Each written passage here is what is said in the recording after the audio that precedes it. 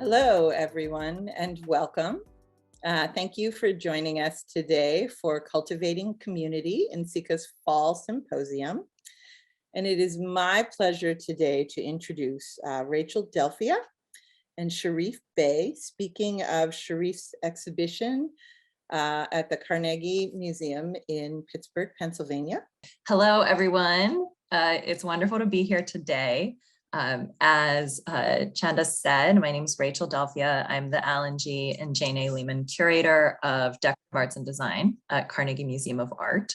And this is my esteemed co-presenter, Sharif Bey. Sharif, many of you may know, is an artist and an educator. He's currently an associate professor at Syracuse University and also has a solo show up at his hometown museum, Carnegie Museum of Art, also, of course, my museum. So it's our pleasure today to give you a sneak peek inside the exhibition and its development. I don't know if Sharif really needs an introduction to an Nsika audience, but I thought we would provide a brief background, also because the project that we're sharing, I think, demands some special context for the city of Pittsburgh and also for Sharif's relationship to the museum. So I'll do a little bit of backstory. Right, so Sharif was born in Pittsburgh in 1974, the 10th of 12 siblings, and he comes from a very tight-knit family living in what he has described as an anti-imperialist home, where he was taught to reject narratives that centered white supremacy and to center Black protagonists. He also comes from a family with widespread artistic talent, perhaps though not as many individuals who pursued art as a career as Sharif has.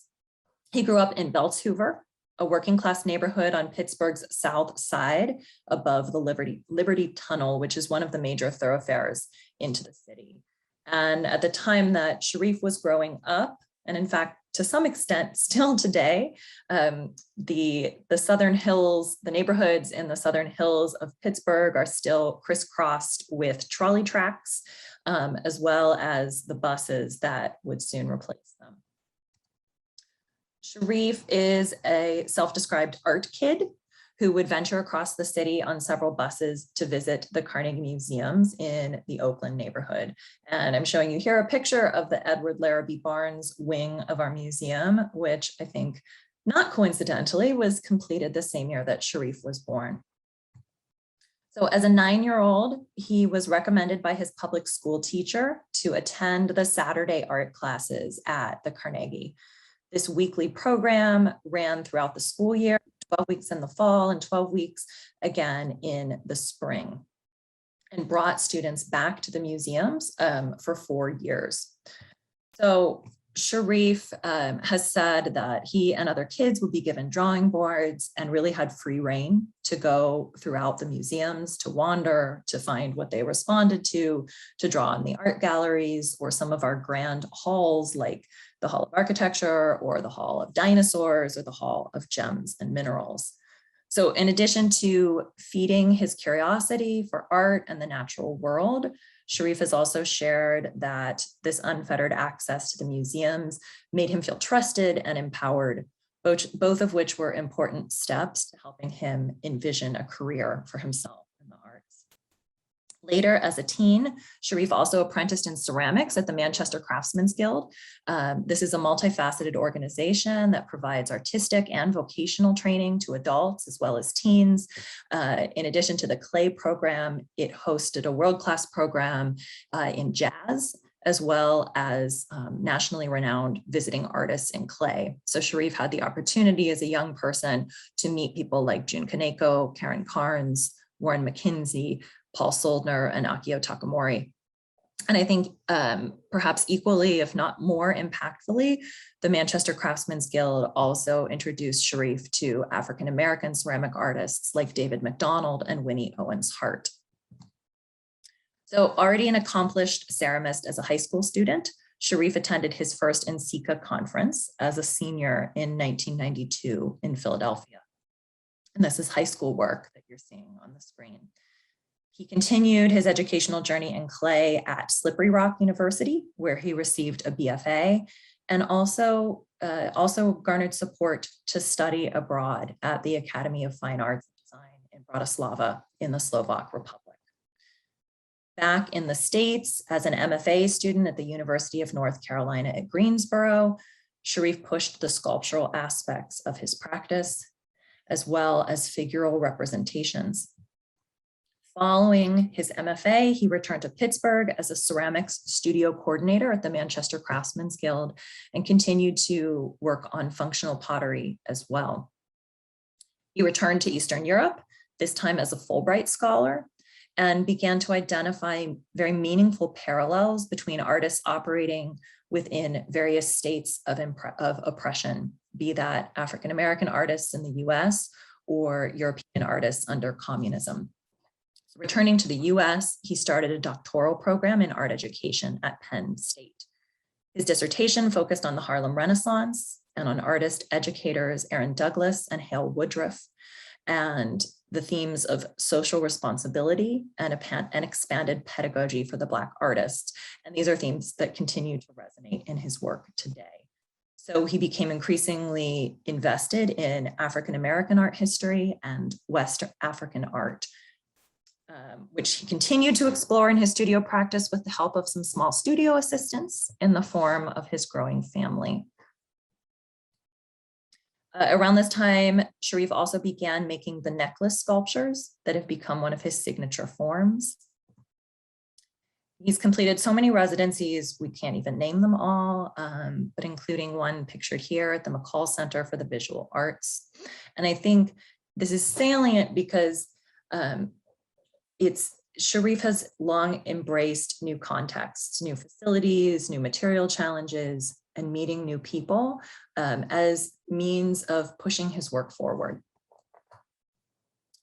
So around this time, his visual vocabulary was also continuing to develop with different beads and figures, both human figures and also animal figures, particularly birds, for which he's long had an affinity.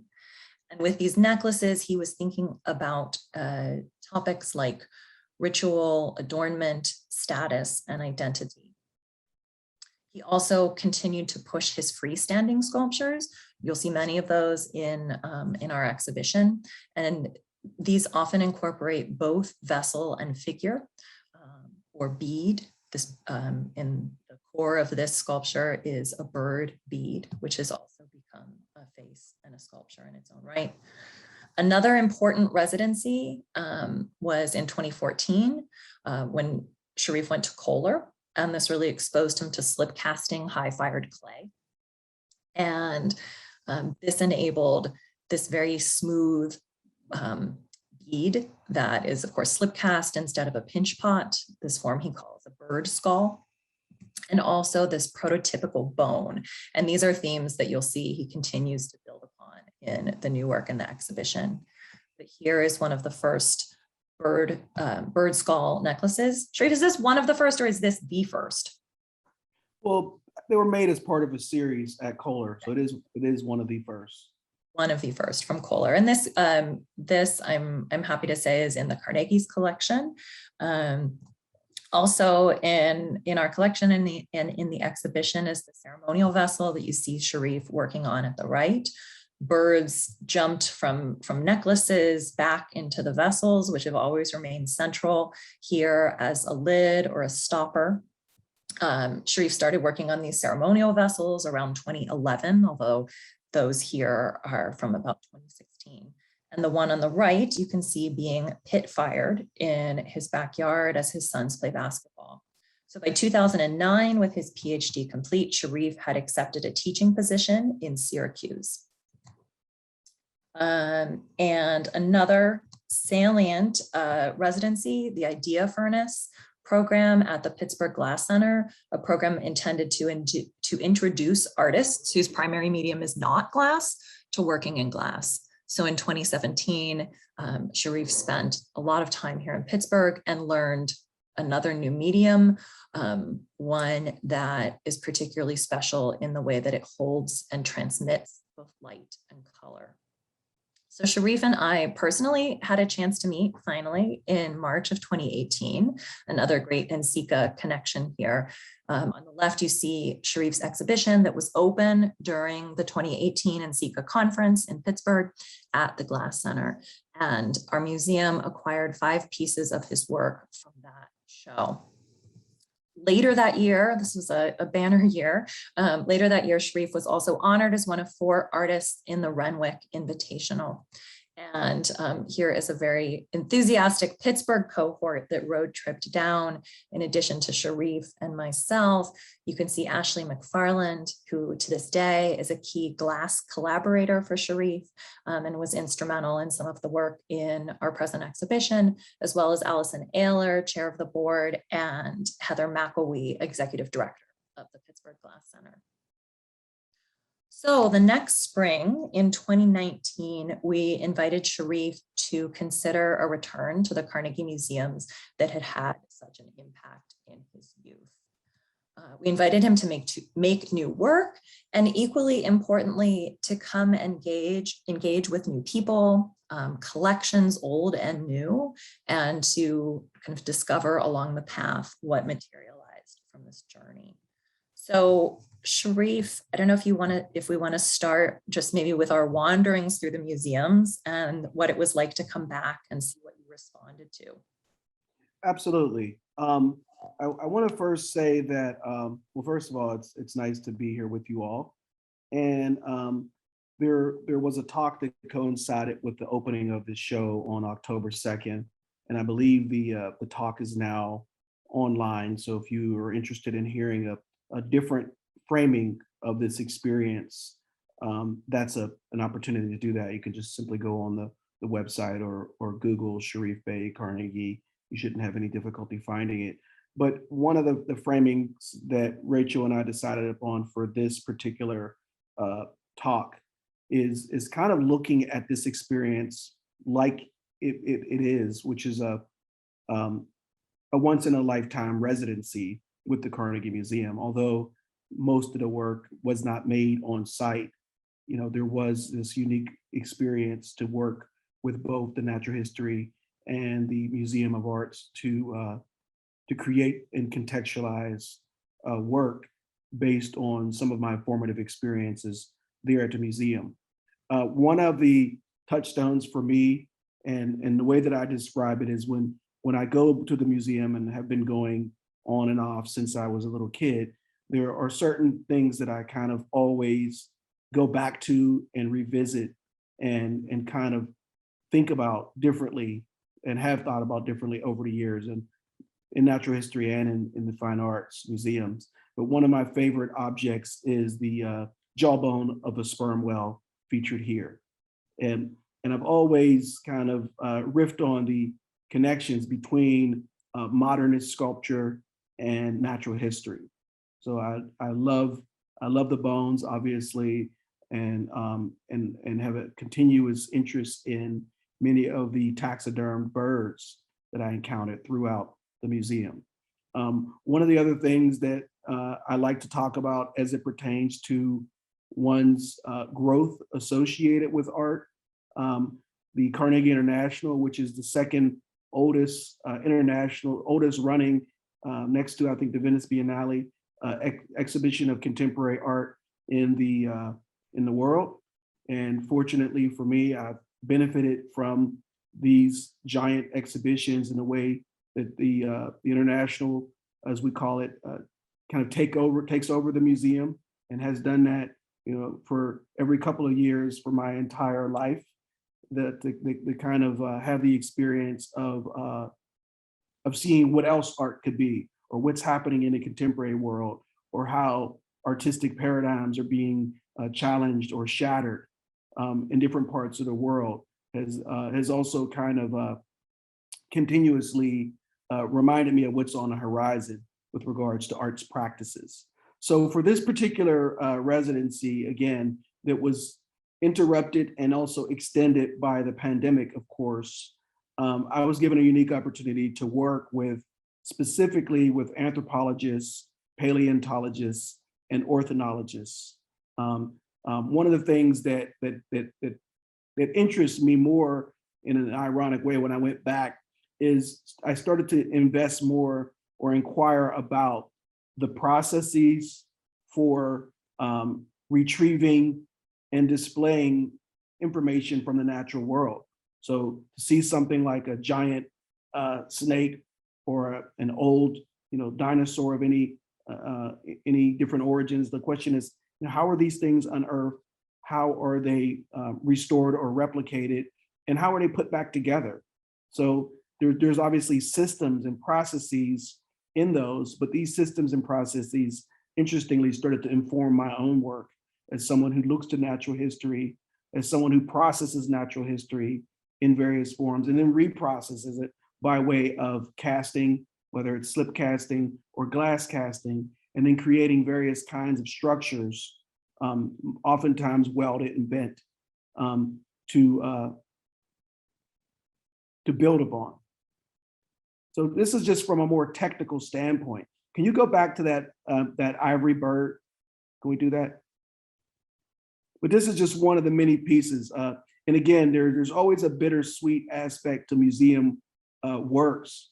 But one of the Hineses gifted this to Andrew Carnegie once upon a time. This is certainly an artistic marvel, but this idea that this, I believe it's a hawk or eagle, but made entirely of ivory is pretty amazing and also startling at the same time. Yeah, and I'll say that I think one of the things that was so exciting about this whole journey was the constant exchange of knowledge, what Sharif was bringing to the conversation and what all of our different museum colleagues were bringing to the conversation. And talking about these complex issues of provenance, of interpretation, of how we wrestle with the legacy of 19th century museums today. And I think a lot of these themes are really touched upon in Sharif's work. I thought it would be nice if we gave everyone a bit of a deeper dive into our specific collection explorations. So why don't we start with the bones and everything that we saw in natural history. I don't know, Sharif, if you want to say something about just your affinity for bones and what led you to this particular inquiry, and then we can go through and show everybody the wonderful behind the scenes. Yeah, again, that was another amazing thing that this kind of opportunity birthed, is to see the back laboratories and offices associated with these hallways that I've walked down my entire life and never even noticed there was a door, much less a group of scientists behind it, codifying objects from forever ago.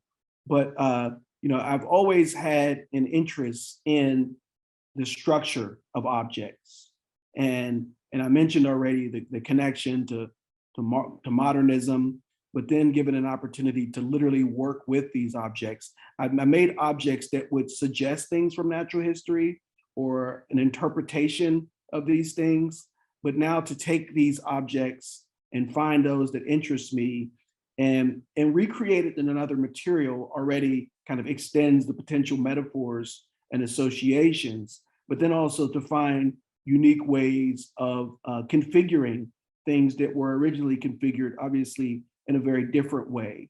So, we took a couple of different days looking at objects, literally just like, what's up there? What's behind that shelf? I like that skull. I wonder if that would, dovetail well with the kind of works that I make. And obviously, at least obviously for me, the vertebra was a pretty direct relationship to the way that some of the bead-related sculptures I make come to be. So I was, kind of on a scavenger hunt, looking for different kinds of vertebra, and that would kind of dovetail with the kind of work I was interested in. And this is kind of a revelatory moment.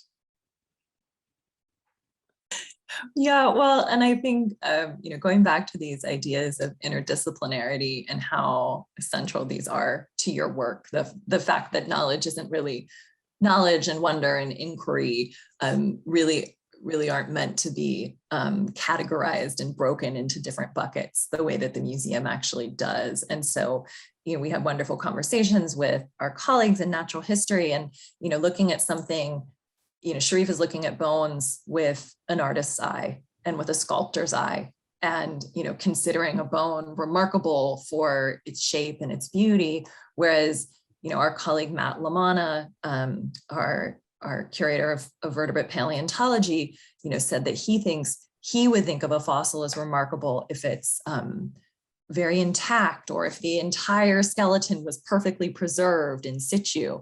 And so these ideas of what we each bring, all bringing a sense of wonder, but different kind of criteria and responding to it in different ways. And in fact, it was kind of the opposite, where I think Matt remarked that, this wouldn't be on his A list of objects, but because of my unique kind of relationship to it and what I ultimately did with it, as an object of research for an artist, it took on this whole new life, and it was validated in a way that perhaps it never would have been. Yeah, absolutely. And Lindsley Church, who you can see in the back in this picture here, and who is our curatorial assistant for vertebrate paleontology, made more than a dozen replicas that we could hand over to Sharif. So actually here you're peering into a white shopping bag at resin copies of the bones that I got to carry out of the museum, bring home, give to Sharif's collaborator, Ashley, and that they then got to turn into glass. I don't know, Sharif, do you want to say something about what's going on here and the steps involved from? Yeah, and also I think it's a bone from bone to glass. Yeah, it's also a wonderful kind of connection of interdisciplinarity, but also, like, speaking of what we were just talking about, like Matt being a paleontologist versus me being an artist. But then we have this wonderful parallel between Lindsley, who is essentially like the master caster of rosin, replicas of the dinosaur that would ultimately be put together and cast in such a way that where it would look as a complete dinosaur skeleton. But then she's now working with Ashley McFarland, who is a glass caster. So there's a lot of applications and relationships between what they do that's really similar, but working with from very different sets of principles and intentions. So in this case, we had some ready-made molds from the museum, because the museum is also working in rubber-based molds, but we're actually working in lost wax as opposed to slip casting. So we're taking these rosin molds, and then we're making rubber molds from them, and then we're pouring wax into those molds, and then of course we're having to hollow out these forms such that they can be strung. But again, if you can go back to that other slide, there's a lot of discussions about the kind of color palette, the kind of opacity, the kind of color blend, the relationship to light. Those are all really important things for me, because also a lot of my glass works are also clay and glass together. So I have a very particular interest in what kind of surface will better integrate with the kind of clay forms that I'm choosing to use in addition to those. So we ended up selecting about 3 different vertebrae from that species. And I integrated a lot of my pinch pots, and it was this interesting kind of long distance collaboration during COVID, where I'm literally color matching these pinch pots to dovetail with the palette of glass Ashley was exploring in Pittsburgh while I'm in Syracuse. Yeah, and actually I remember, not to reveal too many tricks of the trade, but this picture was taken on the floor of the conference room at the Pittsburgh Glass Center, where they very kindly let Sharif assemble this work, even after they had shut down their studios for a kind of yearly period of cleaning and downtime. And so Sharif shows up from Syracuse with a cardboard box of these round pinch pot beads with different colors, slips, knowing that just knowing as the artist that it's all going to come together, but in this very kind of serendipitous way. Yes, because I really did not know without being able to see. FaceTime doesn't quite capture what a glass object will look like. But in terms of being able to match up the palettes, I just had, I don't know, maybe I brought 100 different beads that I made and had dozens of this color, dozens of that color, hoping that I'll get a match. Yeah, well, we'll see when we get to our virtual tour of the exhibition. You'll get to see how this work turned out. So let's jump to another form in the natural world that you have long responded to, Sharif, and we'll talk about our exploration of birds. So again, I've always had an interest in the form of birds and the color of birds. And I mean, even the plate that I think one of the things that Rachel shared from the 80s, it was a bird plate that I made back in 9th or 10th grade. There's always been this kind of unspoken interest or connection I had with kind of generically drawing birds and not necessarily studying them so specifically, but I love the taxiderm birds in the Hall of Birds at the museum. And what I learned, you know, from the scientific point of view, just like we have a room that we call the alcohol room, which is just, you know, countless jars of formaldehyde with different kinds of animals in them. We also have a tradition for not just birds, but animals in general that we call study skins. And animals prepared for study are presented in a very different way. So we can kind of not contextualize them through taxidermy, but to create a format for which we can examine these animals and study them anatomically and make determinations about how they evolve, how they molt, how they migrate, and how those patterns change them, but also the impact of the economy and the industry and the environment on these animals. So basically, you know, when I discovered that there are thousands of different kinds of birds spanning, you know, in some cases more than 100 years, I was taken by just the diversity and the array of colors and forms available. So when I initially I was looking to like make glass and clay inspired objects in response to the birds collection. But when I got in there, I was like, I just want to play with these birds. I want to make, you know, site-specific compositions using the array of colors and forms and overlaps and negative spaces. And also want to add that, you know, when I worked with the various objects in the museums, whether they were from anthropology or from ornithology, it was really important to me to convey that I'm working with museum objects. I'm not trying to mislead people into thinking that I found these things anywhere else. Although some of the birds that I utilize, like in this case, you see I'm working with the rose-bellied grosbeak, which you'll see later in the finished work. But that is a local bird, and some of them literally were found, you know, ran into a window just literally a mile or two away from my house in Mount Lebanon or Green Tree, where other birds were literally collected for the museum purpose and literally, you know, killed with a pellet gun, you know, 70, 100 years ago for the sake of studying. So there are a diversity of birds chosen and a diversity of circumstances that lead to certain animals finding their way into the collection of the Natural History Museum. But for me, I was really more taken by the formal possibilities of using these objects as such to create art. Yeah, and there's a sneak peek. You'll see the finished work. But you can see here, as Sharif was talking about, how the tags remained on all of the birds, and that was not only an aspect of, you know, being truthful to them being museum specimens, but also, in fact, for our scientific colleagues, very important, because as beautiful as these creatures are, and as much as Sharif sees color and form, to the scientific community, the individual specimen is only as valuable as the data that goes along with it. So they don't ever want to separate these tags, because these tags tell you the year it was collected, the place it was collected, by whom it was collected. And it's actually all of this data in aggregate that gives meaning to the research community that uses these specimens. So, right. so just to be clear, these things are gutted and they're preserved with borax and and cotton, or once upon a time it was salt and straw.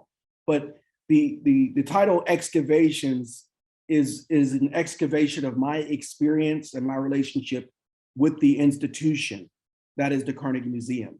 So we'll also look at objects from the Amazon basin and from Zimbabwe, and the history of those objects and how they came to be part of the collection is as important to me as they would be if they were found in their, where they were conceived, or where they function. They function differently here than they do in their original context, cultural, political context, geographical context. So there are objects, in this anthropology collection that I worked with, and there are, sacred and honored rules of how we interact with certain objects, and they do a good job, Deborah Harding specifically, in honoring, what are the rules and what are the ethical concerns, even now that they're part of this institution. So again, there are many dark truths associated with museums and how certain objects were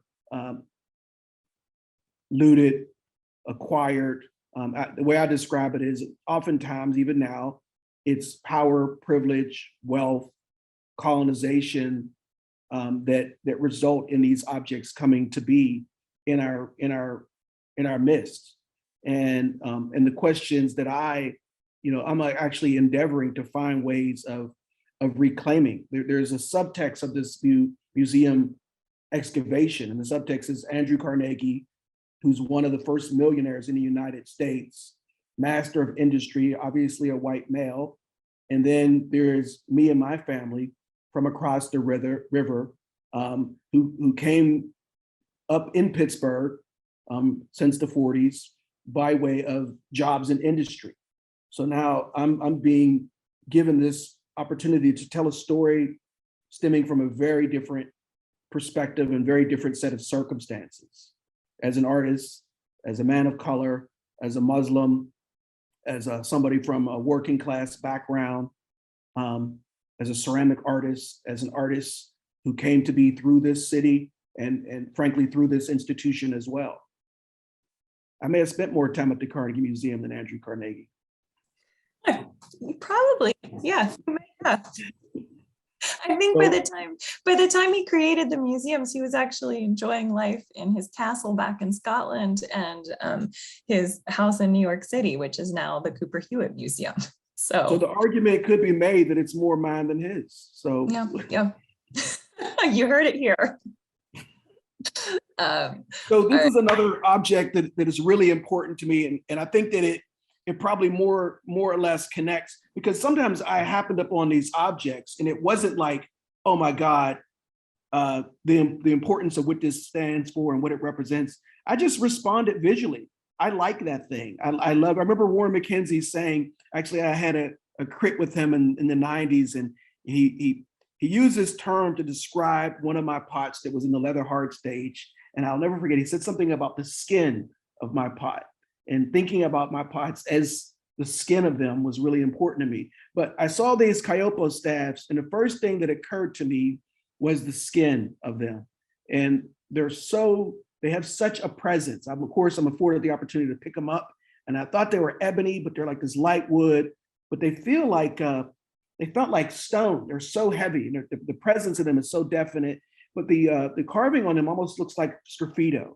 And then there's also some like sleeves, but I responded to them visually in terms of the presence of the object and how they kind of relate to some of the scarring that I was, incising on pots, but then the definite sense of weight and presence of these objects. And then I found out that these objects are actually used in war.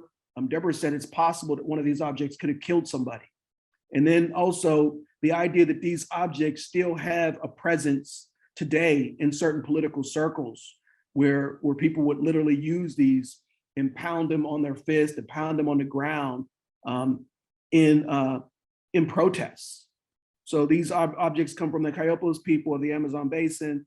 And the more I found out about them, the more I felt like there's something important about these objects that I want to that I want to kind of parallel to some of the values I have about objects and activism and presence.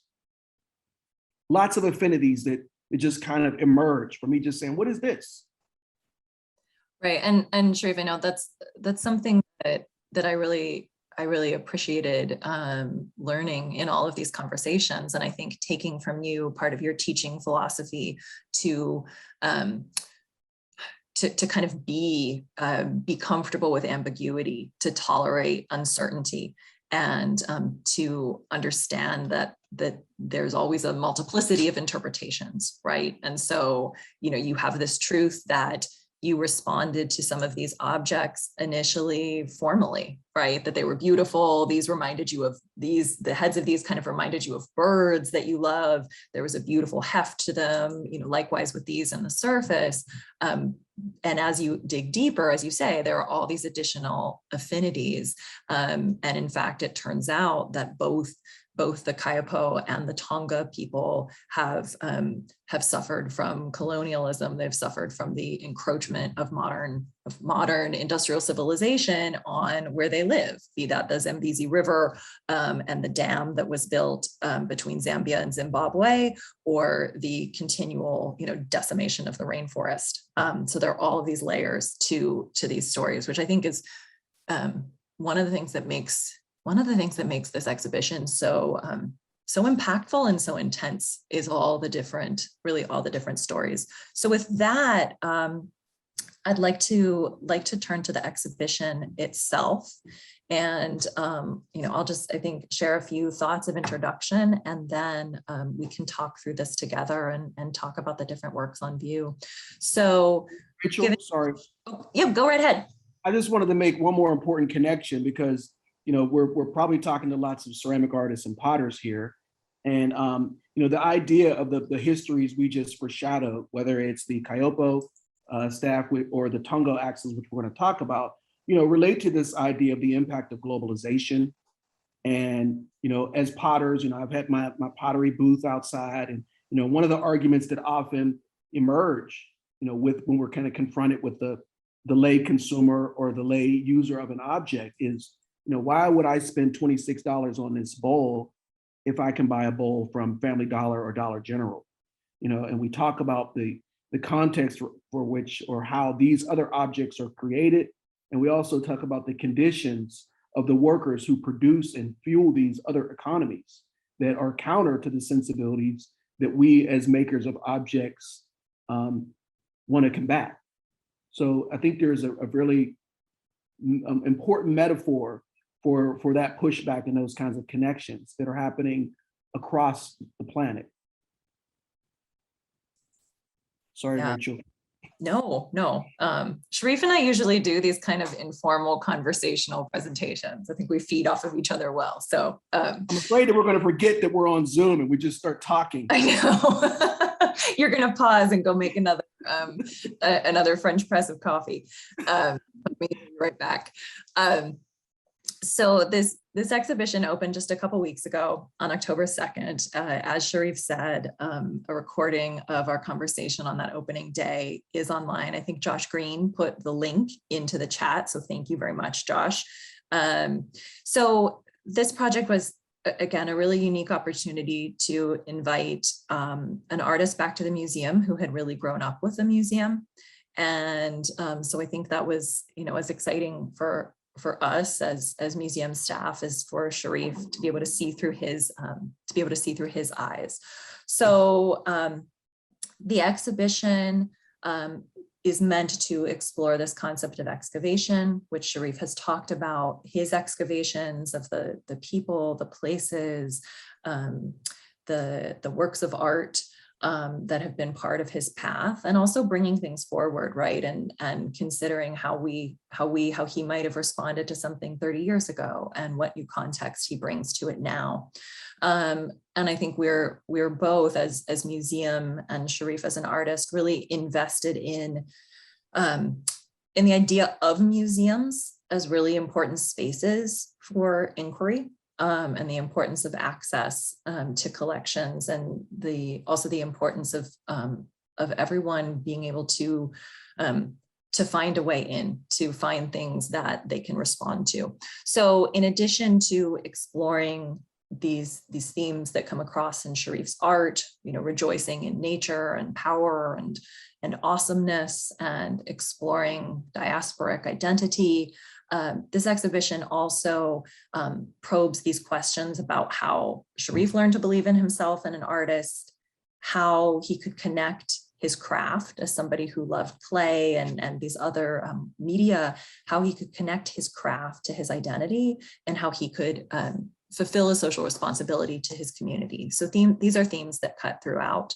And I mentioned this before, but we open the exhibition with this text, or this quote from Sharif's teaching philosophy. And he says, "I write about the importance of tolerating uncertainty and coping with ambiguity. It's not about absolutes, it's about welcoming voices from multiple worlds to respond and interact with art." So I think this is really, really important context to, to the show and to the work. So with that, Sharif, I thought we could walk around the gallery a little bit. This is a great view. You can see it's a long space. And I think maybe a great place to begin would be with the Nkisi and nkondi figure, which is in the Museum of Art's collection. So I will go to a detail of that. And Sharif, maybe you can share with everybody what this work is and what it has meant to you and how it became such a centerpiece of this project.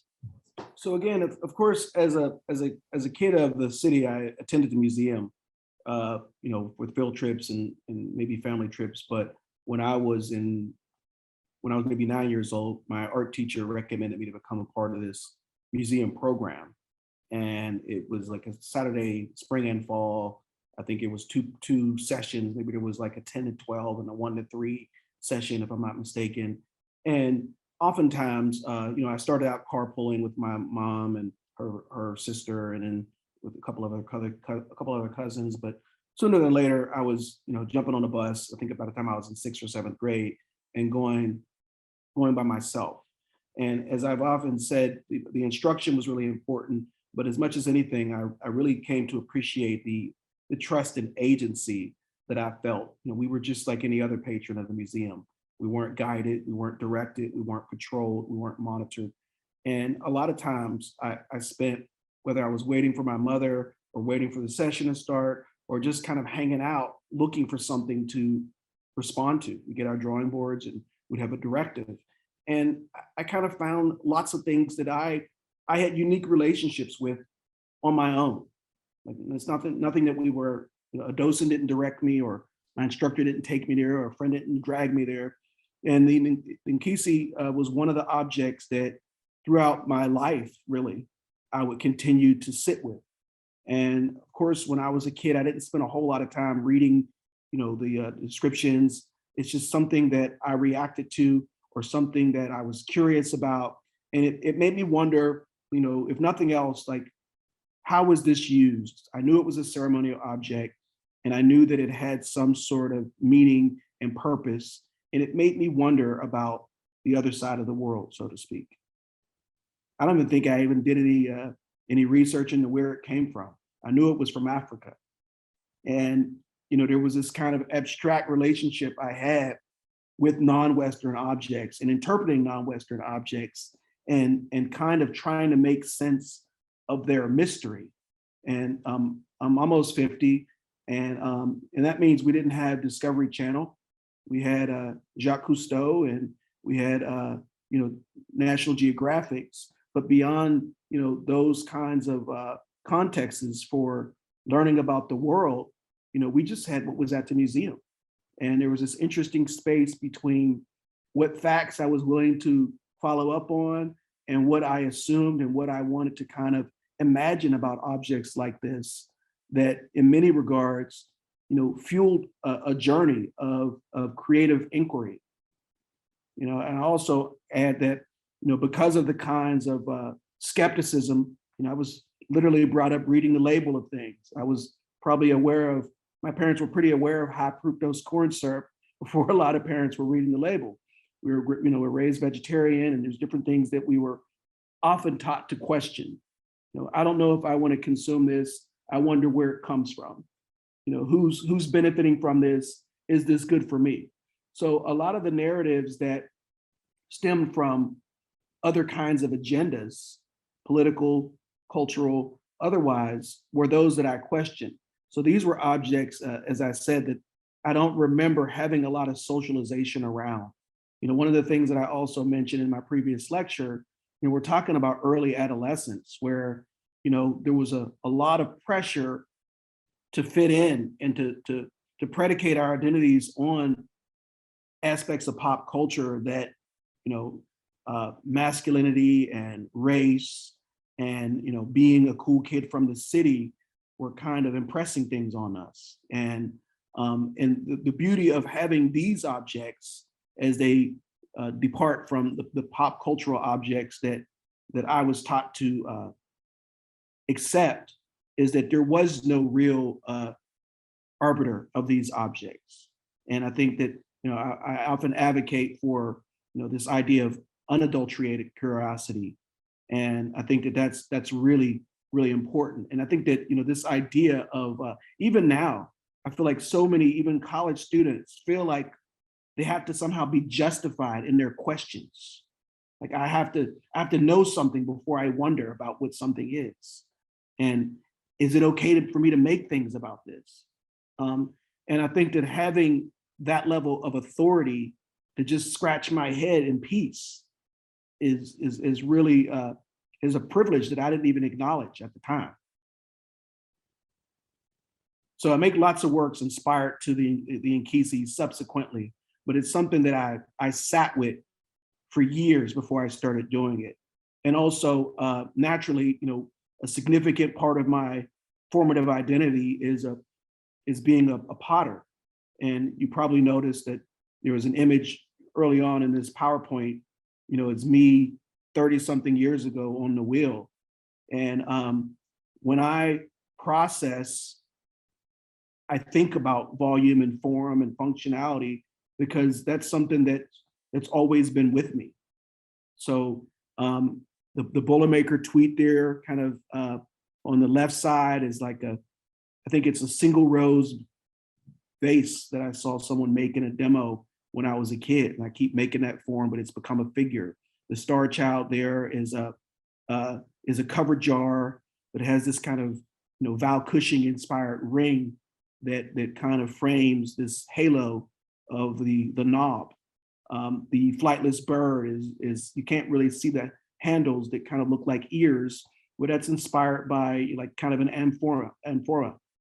So so integrating, you know, my interest in West African figurative ceremonial objects with my interest in the Nkisi and my interest in kind of expanding and integrating the repertoire of pottery forms is kind of what fuels my interests. This is a larger form with a kind of a cork or a stopper.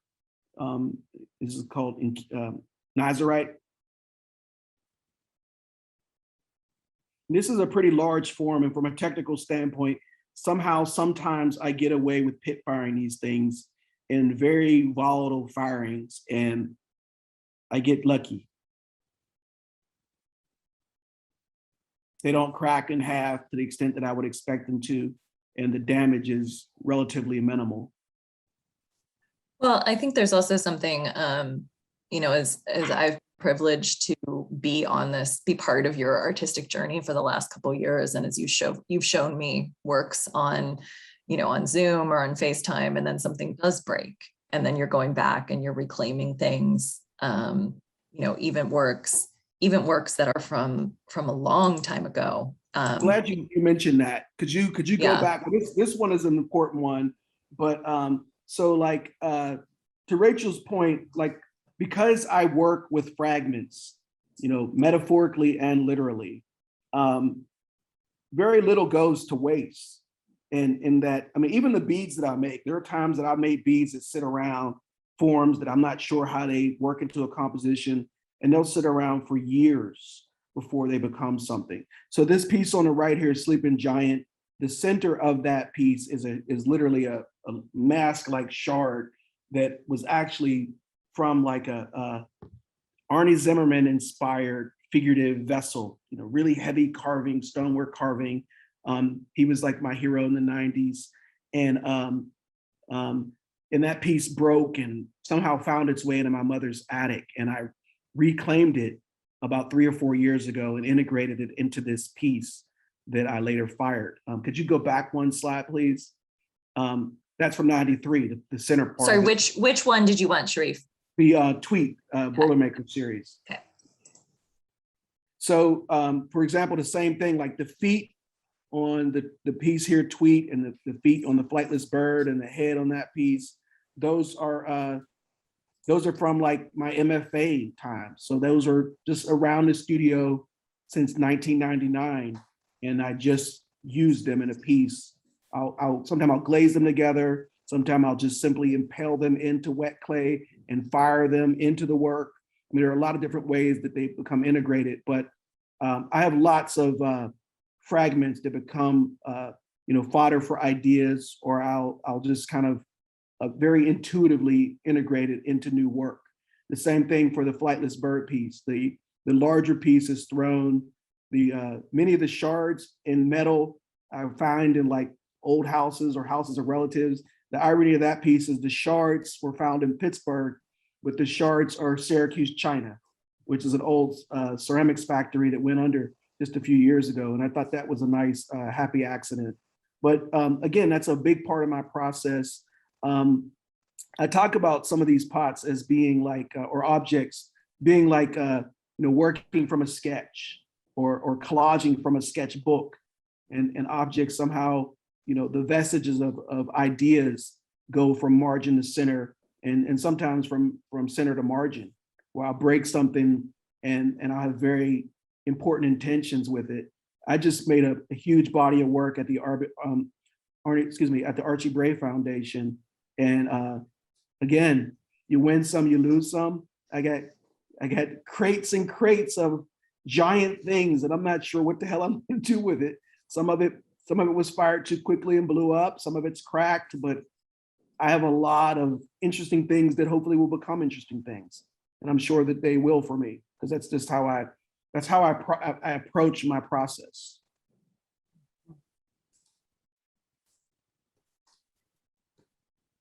And the same thing, this is a series that started out as pots that I never had this happen to me, but the clay was contaminated and it started to delaminate. So I just started cutting up fragments of these pots that were kind of figurative in nature. And then I started to integrate them into these like shield-like hump molds. And it really got me to thinking about obviously looking at the repertoire of West African sculpture, but I was making these during the protests. And I started to think about different kinds of, there are shields, not masks. So I wanted to make something that spoke to kind of a fierce protectiveness. And that birthed this protest shield series. These are also porcelain shards, there's kind of thorns that I make from porcelain. So again, at one point I was just making these little twisted porcelain things that I'd fired a cone in, having no idea what the hell I'm going to do with them. But just like the nails, they just kind of became part of the work. And all this is kind of integrated into the pieces pre-fired. Well, and Sharif, as we talk through these elements, I'm also thinking about all of your many references and again, your kind of consistent return to this idea of what you respond to. And so sometimes, sometimes in the museum context, everybody wants to know and they want to pin down the meaning, right? So like, these are thorns. Is it a crown of thorns? Is this an early Christian reference? Is this, and I, when I'm trying to encourage people to, as they're responding to your art, I think I'm often thinking about a kind of yes and, or what do you take from it? Because I know it's not something that you want to answer and say, yes, it's about this, right? It's incorporating all of these different things that that are all kind of in your head, and you might be thinking about different aspects of them, but there's a multiplicity of meanings. I remember reading an artist statement a couple of years ago from Ed Eberly, and it was just like, it was kind of like one sentence, and he said something afterwards like, yeah, that's it. And that was that was in the artist statement. But I think that there's just so much exhausting pressure to kind of intellectualize, and intellectualizing things that it also compels us to kind of make something finite, and kind of zero in and claim something that is really about process and intuitiveness. So, for me, I'm still thinking about what it's about. Why the hell do you want me to tell you what it's about? And I think that in some ways limits the lens and the interpretive possibilities of understanding what something means in this time. So I oftentimes don't talk about what it means. I talk about what I do.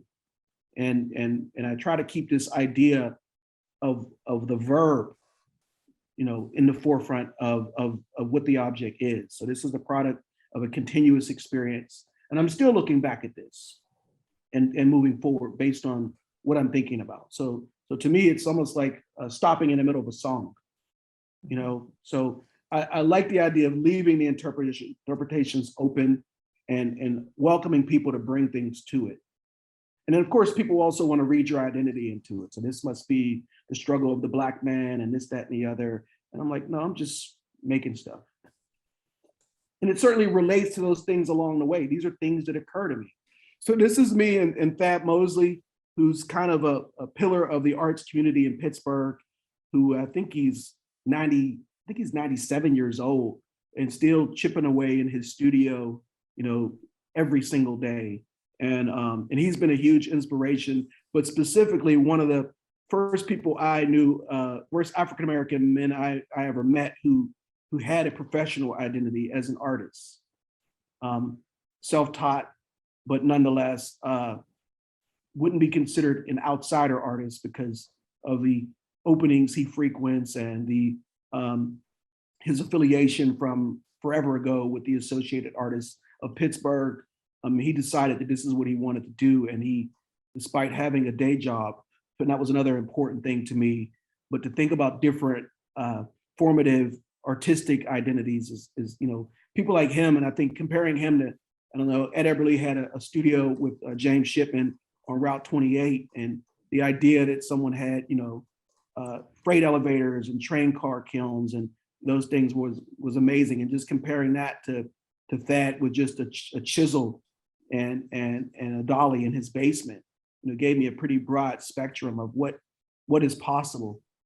And this is Thad, finally getting his flowers as being one of the many artists represented in the Carnegie International. So despite being a local artist, him being given this international platform was remarkable. But that also, go ahead. But that also is one of the people who first kind of started to point me in the direction of modernists. So that's a huge thing for me. I mean, I think of my work, if I were to look at trajectories and strands of influence, I'm obviously interested in contemporary art, but contemporary ceramics, functional pottery, but then there's modernism and then West African sculpture. So that was one of the people who started directing me. My father, who's featured here on the right with me, is still alive and is also still making art, but he took maybe a 50, 60 year hiatus. But in the 40s, he made these amazing wooden carvings from 2x4s. And as I came to understand how remarkable the amount of non-Western influences he incorporated into his art and the limited availability of such influences, I asked my dad within the last couple of years, because that was one of my research interests looking into the Harlem Renaissance, was how do non-Western influences come to be? Like, how does this a part of your lexicon? And remarkably, when I asked him, he said that, if I wasn't fishing and the weather wasn't good enough for me to be outside fishing, I was at the museum. So he also had a pretty direct interest in the Carnegie Museum as a kid. And he responded to things that were kind of like me from these other places. So I wanted to include my dad's work in the exhibition as one of my formative influences. And you see in this slide, his work is parallel to the Kayopo staffs that I talked about. And then I actually made a body of work in response to both of those works during the pandemic. And these are fairly large pieces. I think that the two on the right are maybe 3 feet, and then the one in the middle is maybe 6. Yeah, I think the short ones are like 3.5, almost 4, and then the big one is, yeah, a little over 6. Yeah, and kind of hearkening back to some of the carvings that I would make on pots, because as I said, that's what I saw in the Kayopo staffs, but then also starting to bring in some of the imagery that my dad was working on in some of his work. Ironically, from the potter perspective, so those pieces are fired horizontally, and they're kind of like lidded jars because they're all in 2 pieces, and they have kind of a flange where they come together, and they're just kind of epoxied together as larger pieces. Because I didn't have access. We were on lockdown. We couldn't even go to the university at all. So I had to fire these in my kiln, which I think has a capacity of 27 inches or something like that. Yeah, and I think it's, I'm sorry, it's hard to see in the slides, but some of these things that Sharif is talking about, these affinities in the gallery are so beautiful, from the carving and the color palette of his dad's staffs, to the textures of the woven rattan that's braided around these clubs, and also the grooves, the deep grooves that are in the wood. And then in the faces of these babble staffs, there's this wonderful kind of grooves that come down from the nose, and there's no mouths, they just kind of fade. And the metaphor, I'm sorry, Rachel. No, go ahead. It doesn't translate well in these images, but the Kayopo staff have these beautiful, I talked about the skin, and it looked almost like it was, done with one of these like lube tools. And the same thing for these babble staff. And there's an extension of meaning about continuity and the communication and the Tower of Babel. But I think of these 2 faces on each end and all the space in between as forms of communication. And the other concept behind a lot of my work is just like thinking about visual information and how I'll use it. So I talked about me making all these porcelain thorns and just putting them in a box after making hundreds of them. Like, I'm going to do something with them eventually. The same way I'll have like a box of eye screws that I fire into a piece, or a specific color shard from a different kind of plate that I acquired at a flea market or something like that. So most of these are earthenware forms, and there's another, this headdress is another form. It's very powerfully feminine, and I've always responded to these strong representations of female power. And there's the mother and child form that's inspired by the stirrup vessel. And then there's this matriarch series is also kind of inspired by these kind of amphoric vessels that were designed for marine transport. And they kind of lay on the side of a ship and are kind of bundled together to transport, I think, olive oil and wine. So the headpiece there, I don't know if you can point at that with your mouse, or that's eye screws, or kind of represent the hair. And that's also a piece that it has that sense of duality. So there's a face on the other side, but it has a bunch of bellies and a bunch of breasts around there. And this isn't what it means, but what I was thinking about is this the kind of cycle of motherhood. My wife happens to be, she's a nurse and a birth activist, birth justice activist, and a lactation consultant. And I always think about the, breastfeeding and that's the big thing, because my wife does lots of consulting with women about keeping your milk up, rotating, and just the ever-ending cycle, the never-ending cycle of like breastfeeding a child throughout the night. I'm a grandfather, so my daughter is dealing with that now. But that piece to me has a lot to do with just like the idea of the cycle of motherhood. Here, I think, Sharif, we have a couple more slides. I'm going to just show people the necklaces and the birds, and then I think we can go into a Q&A session. So here's a few more installation views of the necklaces. And I could talk just generally about those. So Yeah. they were conceived of as pinch pots in earthenware. Through the Kohler residency, they transformed into slip cast, high fire slip cast vitreous china, and then they translated again from that into glass forms that were cast from pinch pots. And then I even have pieces in here that went from glass back to clay, where I conceived of a form in glass, and then I decided to cast it in glass back into a slip cast form. Oh, right. Yeah, of course, the raptor ruff, which is at the far right here, which you then for this exhibition did in this incredible, if I could get there. Come on, what's my mouse doing? Oh, there we go. Sorry, I just had a little bit of a lag. Yeah, in this incredible, huge raptor ruffer, as you called it. So this is the same shape, but in clay, but that started in glass, right? Yeah, absolutely. So that one started off, and of course the motif is a little bit smaller because the clay shrinks and the glass doesn't. But that was one of the kind of the blockbuster pieces of the show, because I make these in my basement studio. So I'll just slip cast while I'm doing whatever I'm doing for months. Yeah, and you can get a sense of the scale in this shot too. This piece is really immense, and it's actually beautiful the way that it articulates. Sharif was talking earlier about the influence, or how much he appreciated in this time coming back to the museum, the way that the dinosaur bones were mounted. And all of a sudden on the wall, this necklace starts to take on the shape of like a lumbar spine. So what is a claw form also starts to feel like a vertebra. So with that, let's look at, here's O'Keeffe's Lays. This was the piece that you got to see in construction, and here is the final result. That's the first piece that actually derived from from actual bones. As right, opposed to the kind of bone form you made up. Yeah. And then we don't want to overlook the birds, the ornithological excavations.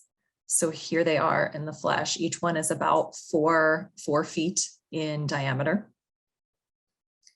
And of course, I can't keep them, so they're temporary installation. Right. I should say, yes, all of the works from the Natural History Collection, which Sharif has installed, the birds, the Kayapo staffs, and then also the Tonga axes, which I think became this really beautiful exercise in positive and negative space and rhythm. These will all go back to storage when they're done, and they are all displayed with their tags on them, again to emphasize, as Sharif said, them being museum objects. I know we're saving the Q&A, but the ornithological studies will be large, like life-size formatted prints with very expensive framing. So, all right. Well, I think with that, we should save some time for the Q&A. So we will wrap up here, and we'll hopefully see many of you in the Q&A. So thank you for tuning in.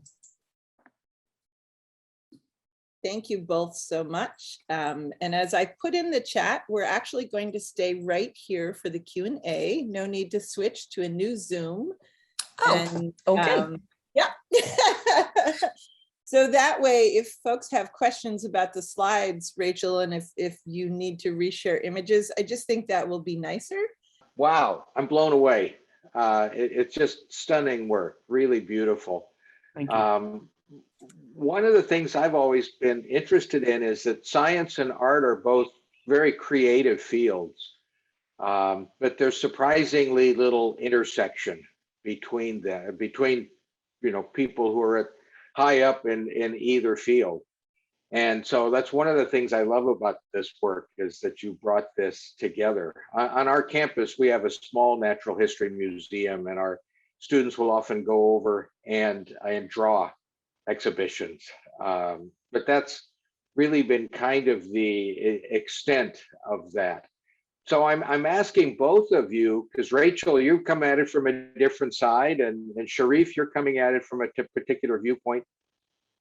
What could we do as individuals, as teachers, as institutions, to try to encourage more of this kind of interaction? Because the creativity that you brought to it and what you've taken out of this is really wonderful. I teach a lab school. In fact, I taught this morning and we dismissed early. And one of the things that I invest in painstakingly is demystifying art, demystifying the creative process, and convincing young people as soon as we possibly can that these creative endeavors are research. You know, somehow art gets a pass, right? That's why they start calling us artists when we're 3 years old, you know, because there's somehow this mysticism that disallows us from seeing the diligence, from seeing the commitment, you know, from seeing the validity of what it means to be an artist. You know, they don't go around calling us geologists because we play in the mud, right? But they call us artists if we can draw a little bit. And when I say that I demystify it, I work really hard at helping our pre-service teachers understand the learning outcomes. It's not magic. This is a means to an end. We're opening up someone's world. What are they learning? What are the behaviors you're soliciting? Because 90% of the time, there's science or social studies in there.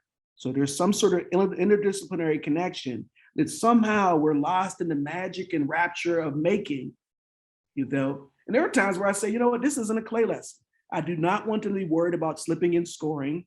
We're not going to fire this. If we're going to take advantage of the visceral aspect of clay to explore ideas, I don't want them worried about whether or not this thing is going to be fired or whether or not this is going to stay together. You know, the idea, the experience is what we're meriting right here. So a lot of times I have them, you know, literally look at the taxonomy and think about the kinds of observable behaviors. You know, are we talking about viscosity? Are we talking about gravity? Are we talking about volume? Are we talking about color? But 90% of the time, there is something else there that we're somehow negating because we're trying to get her done. And my job is to try to get them, you know, our job, as I understand it, is to sensitize people. And we can't do that if we're pushed to, you know, to benchmarks or standardization or a time limit. So anyway, that's that. Like, I think there's always science present, and I'm always saying, well, wait a minute, what's happening here? You know, even, I mean, if you look at the competencies for science education from kindergarten through 4th grade, they're almost the same as the arts. You know, spatial reasoning, learning how to use tools, learning how to classify things, learning how to characterize things, learning how to draw connections. And then we have language arts. You know, can you infer? Can you identify propaganda? Like those are language arts competencies that we see all the time in our efforts to make or interpret art. So it's just there, but we just need more advocacy. This is like a huge activist stance for me for obvious reasons. But this idea that it's a conspiracy. I believe it's a conspiracy, and I think it's an assault on democracy, that art has not realized its potential to create global citizens in the way that it should. Mm-hmm. I don't know if I can follow that, Sharif. I'm sorry, Rachel. I should have. No. I'm kidding. I'm teasing you because that was. I'm getting pissed off here now. No, but yeah. Sometimes that's good. We get to a very real place when we get pissed off. You know, I think universities and museums both have this baggage from our long histories as institutions of having departments, of having disciplines. And so, you know, that is both the baggage of structure and of a tendency to classify which, as Sharif is saying, we also know is a part of a stage of learning and development. I mean, I have small children, and there's a moment at which they just want to put the world into buckets, because you're learning to make sense and you're learning what difference is, but you also have to learn to make the connection. So I think, although there's a lot that we have to work against that's entrenched, we also are in the, the wonderful position of being able to offer these expansive experiences. And so, I mean, our museum, I feel very fortunate. Sometimes we rail against it too. Like, how do we help the visitor understand when they're in the art museum versus when they're in the natural history museum? And part of that is us wanting to assert, what is art, and the methodologies of our discipline versus the methodologies of natural history. So there's a lot of tension there, but there's also beauty in that. And right, Sharif is a kid, and the most recent cohort of kids in the Art Connection program started 2 weeks ago. So this has been happening for more than 90 years at Carnegie Museums of Art and Natural History, that these kids are getting free rein, and that they actually don't know which museum they're in, and so you can come and you can say, I respond to these gems and minerals. I want to draw gems and minerals today. I want to be inspired and, take away the awesomeness of these crystalline structures. And, you can go into the Hall of Architecture, you can go and look at the dinosaurs, you can see decorative arts and design and painting and sculpture and all these things. So I think there is a lot of opportunity, and I think we need to bring in artists. We need to do more projects like this. We have a wonderful teaching artist program, and I think our teaching artists often also bring a lot of interdisciplinarity to their workshops with kids. We had our first field trip in 19 months this past week, post-COVID. So looking forward to bringing the kids back. And I think embracing what Sharif has also identified as the opportunities for expanded pedagogy within institutions of learning like this, that there's something, in fact, that can happen maybe when there's a little less structure. So anyway, but thank you, Pete. I'll just say, as a museum person, it's been so inspiring to be able to work with Sharif and bring him back, because we all as a staff have really benefited from his perspective. So it's been a pleasure. Well, one of the gripes that I've shared is that, and I've talked about this earlier in the talk, is that, we get put into these boxes, and I was selected to be an art kid, and fortunately I have science-y kids now. My son is a science major in the sciences here as a sophomore at SU, but it was almost at the expense of being a science kid. Like, it's almost like when you're telling me I'm an art kid, this is the whole, right brain, left brain thing. So what was really interesting, when I went to like paleontology, I was like fascinated, like, how do you cast these things? And I was so interested in like the processes that I learned through the arts.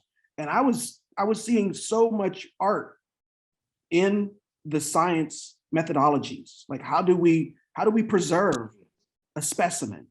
The way that they have to go they have to basically cast something from under the ground, right? They get under there and they secure it and start putting plaster under it. And it was just such a fascinating way that so much relates to methods that we would have acquired in art school. And the other aspect of it is, for better or for worse, meeting people like registrars who have limited knowledge of how things are made. This is an interesting opportunity to educate people, but there are these interesting like intersections and opportunities that are missed. And then you get to the point where, I've actually engaged corporate boards as a consultant, where they're like, hey, artists, you're cool, teach us to be cool. We don't know how to take risks. We don't know how to have fun. And they see these attributes that were literally vacuumed out of them, through their education. And then now they want to restore these attributes, like a consultant session over a weekend is going to do that. So it's just so fascinating to me how, the detriment of this compartmentalization and the way that we engage, and the way that we kind of divide different kinds of thinkers. And it's not an asset-based model. Well, it's interesting. At the university level, there was a time in the 80s and 90s when people in the arts were fighting for academic legitimacy.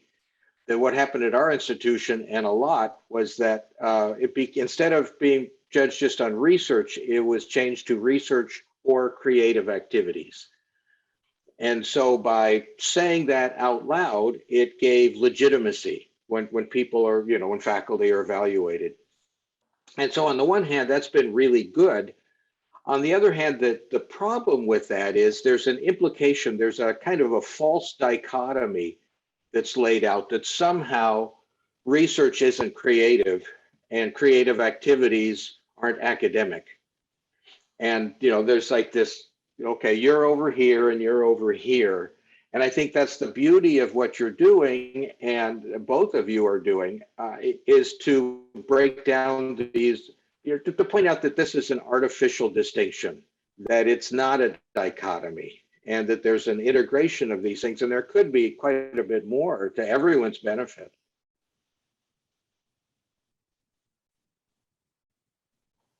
It's that flipping of something from being hierarchical of like one being above the other to putting it on just this horizontal experience. And that seems to be, I feel like I see that happening in circles and hear about it happening, but it just isn't expanded enough yet. And it does really hurt. Like I think about middle schoolers are kind of coming up in my thinking about developmental things. And at that age, they are figuring out identity through these categories. And then if we don't do the work of helping them expand beyond those identities that they've given themselves, then that does limit them as adults. And in a way, we're sort of dealing with repercussions of a lot of people maybe that are stuck in identities they gave themselves back when they were like 12. Well, you don't know yourself at 12. Well, Rhonda, that is exactly the detriment, because we call this identity foreclosure, and unfortunately, there's only a certain amount of time where people allow themselves an opportunity to think about who they're going to become, and you start thinking more about who you're not than who you are. You say, I'm not that. I don't know anything about mechanics. I can't type, or that's not my thing. And you just start building this really long list of things that you're not. And that is, to me, one of the biggest detriments. Agree. Yeah. I also think that we get really stuck in thinking that who we are can't change, right? That, you're like, no, I'm a scientist, I do this, or I'm an artist, I'm not good at these other things, is also part of it. Well, I also have to say that it's been refreshing to work with natural history, because in so many instances, there have been these connections. Either my father was an artist, or we had this project here, we brought in these glass casters 5 years ago and I learned this. But I think that there's that's also kind of a wiring issue, as I would call it. And we have to kind of be, because I've gone to places where, like I mentioned, being in the Soviet bloc, you show up with a different material, and there's some people like, wow, I've been looking for a change of pace all year. And there's so many other people who want to throw it over their shoulder and say, this is how we do things here. I'm not interested in your American lithography. I want to do things like, this is a well-oiled machine. This is how we do it here. And this is how we want it to run. And I think it's also kind of a cultural thing. If you become accustomed, and that's one thing, if I was to give up the Manchester Craftsmen's Guild a shout out, one of the things that I've always appreciated about the way that institution functions, despite its certain kind of politicized protocols, they're acutely aware of the inevitability of change. And I think that if you are expecting to kind of roll with the inevitability of change, your receptors are open to something different. If you think that the philanthropist you have, or whatever funding structure you have, is going to be here forever, or whatever principal or partners or department chair you have is going to be here forever, then you're sorely mistaken. And I think that the idea that we're almost, I teach teachers to expect to have the rug pulled from under them. Yeah. And if you can, it's interesting because thinking things are temporary could be really scary for a lot of people because it means it's an unknown, but it can also be incredibly freeing because then it means there's always possibilities to change and to imagine and to do something differently. But it's like it's that process of helping people get to the comfort side of change, in that it will change, it will happen, and look at it as opportunity, rather than fear. Also, I remember years ago hearing a lecture from Mel Chin, and Mel was talking about using New York natural history in some capacity. And I remember thinking, wow, you must be so important to be given the authority to come into the Natural History Museum in New York City. But the truth of the matter is researchers go and do it all the time. And you don't have to be Mel Chin to do it, But what doesn't happen is we don't have artists there all the time. We might have, illustrators, but there's no one that's necessarily saying that that's impossible. But there is that idea that this work has more merit to society than this work. It's important that we know about the molting patterns. It's important we know about the impact of the ozone layer, but it's not important that we cultivate the human spirit by way of art inquiry. There's somebody somewhere that's taking that position, and that position needs to change. Yeah, agreed.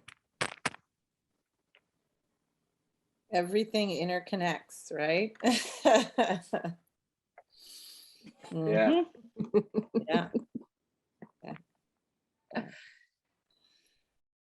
I think that's the gift of some people, is they can see those interconnections, and maybe that is what art, we've been talking about this, but that is what a lot of artists are able to do, is to show the interconnectedness of one thing to another thing. And you see that in other fields too. So maybe it's just the mark of creative thinking, is being able to make those connections from one area to another, but just it's how it needs more. We need more public facing sharing of that in different ways to help move and shift our culture. Well, it's unfortunate that something so apparent has to be like this advocacy stance, but it really is. This is something that, again, my students oftentimes complain about the fact that I'm training them to defend this field, and it's a shame, and it's upsetting to them that they feel that they have to be on this battlefield saying this is important and this is why. But this is an unfortunate truth, And another thing I say is that, if the school paper or the principal comes in this room right now, everyone in this room should be able to tell them what the hell is going on. And it's not, well, we're doing something with marbleized paper. Like, no, what is actually happening? And why is it valuable? It's not passive, it's a very active approach. I like that. Well, as I often say, I said, there's an idea of this magic. And I said that we have to, as teachers, my feeling is that we have to almost intervene in that rapture of magic and learning and punctuate those moments, because they're not happening at the same way for everybody. That's the other thing about art outcomes, is these revelatory moments are taking place in different ways and at different times. This is why we had to say, oh, there's an aha moment here. Oh, there's a connection here.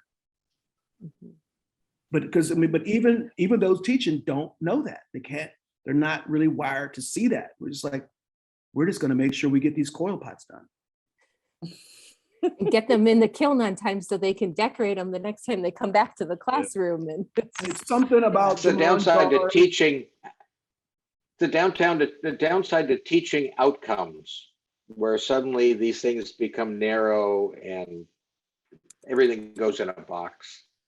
Rachel, could you talk a little bit about the publication that's coming out in 2022? Sure, yeah. So one of the things we realized as we started, going on this journey with Sharif and him excavating these various chapters from his past, that there were some stories to be told that were really, really inspiring and really important that were coming out in the art and in the installation. And there were some things that needed to be told in prose. So the The book is what we've been calling an autobiographical or autoarchaeological journey. So Sharif has, I think it's like 20 different points, these kind of touchstones throughout his past. And some of those are people, and some of those are works of art, and some of those are experiences. So he's writing about really his path to becoming an artist. And it's probing these three questions that I mentioned before, which is, how does somebody come to believe in themselves as an artist? How does somebody see that as a viable path?